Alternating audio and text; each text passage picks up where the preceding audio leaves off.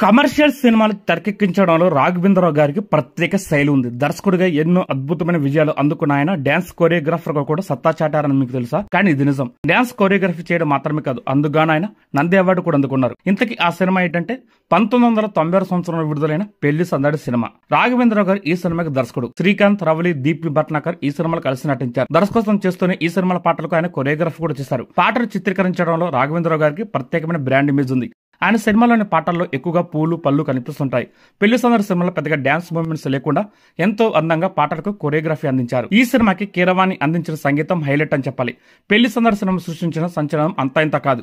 1996 సంవత్సరం సంక్రాంతికి విడుదలైన ఈ సినిమా బాలకృష్ణ, వెంకటేష్ లాంటి అగ్ర హీరో సినిమాల నుంచి పోటించి తట్టుకొని కూడా టాప్ 2 హైయెస్ట్ గ్రాసర్ గెలిచింది ఆ సంవత్సరం. ఈ సినిమాకి పోటీగా బాలకృష్ణ వంశానికి ఒకడు, వెంకటేష్ ధర్మచక్రం సినిమా రిలీజ్ అయ్యాయి. కానీ ఈ సినిమాలు పెళ్లి సందడి అంత పెద్ద హిట్ కాలేకపోయాయి.